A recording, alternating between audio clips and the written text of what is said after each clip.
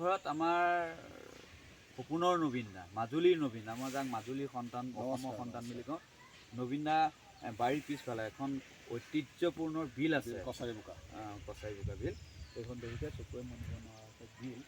আৰু মই ভাবিছোঁ নবীন দাই যে এই যে সুৰবোৰ গাই, বিহুৱেই হওক, নবীন দাকতো অসমৰ ৰাইজে চিনি পোৱা নহয়, বিহুৱেই হওক, দিহানামেই হওক, লোকগীতেই হওক, নবীন দাই চাগে এই গৰাটোতে বহি এই বিলখনৰ আশ্ৰয় লৈ কেতিয়াবা চাগে তেওঁ মনলৈ সুৰবিলাক আহে।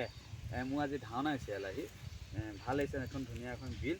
ইয়াতে নবীন দাই কৈছে যে আমি চালনী মাছ নিকিনাকৈ আমি ইয়াৰে মাছ খাই পেলাই ডাঙৰ হৈছোঁ।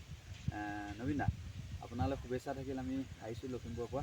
ধন্যবাদ। ময়ো খুবেই সুখী আছোঁ আজি মানে নৰেন্দ্ৰ আঁতৰি, আমি আঁতৰি বুলি মাতো সম্বন্ধত, হয়তো মোতকৈ সৰু, যথেষ্ট সৰু, আৰু আজি আমাৰ গৃহত লগ পায় নথৈ আনন্দিত হৈছোঁ। লগতে আপুনি আৰু আপোনাৰ মিছেছ, আজি মানে ভাষা নাইকিয়া, আজি এই পৰিচয়টো আনি পেলাই দেখাই পেলাই আমাৰ প্ৰাকৃতিক সৌন্দৰ্যবিলাক দেখাইছোঁ।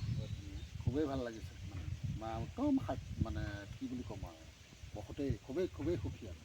আৰু নবীনাক আপোনালোকে অহা সোমবাৰে আপোনালোকে দেখিবলৈ পাব আমাৰ গাঁৱতে এটা অনুষ্ঠান আমি নবীনাক মাতিছোঁ। মই যেতিয়া মাতিছোঁ আজি ইয়াতো আহি কৈছোঁহি। নবীনা তালৈ যাব। আমাৰ অঞ্চলৰ ৰাইজেও নবীনাক বিচাৰিছে, আগতো গৈছিলে, এইবাৰ বিচাৰিছে, নবীনা যাব।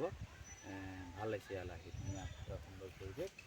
নবীন দাই এনেদৰে এই বিলখনৰ কাষতে থাকি যাতে গোটেই জীৱনটোৰ সংগীত সাধনা কৰি আমাৰ অসমবাসীক, ভাৰতবাসীক ধুনীয়া শুভেচ্ছা দিব পাৰে। থেংক ইউ, ধন্যবাদ।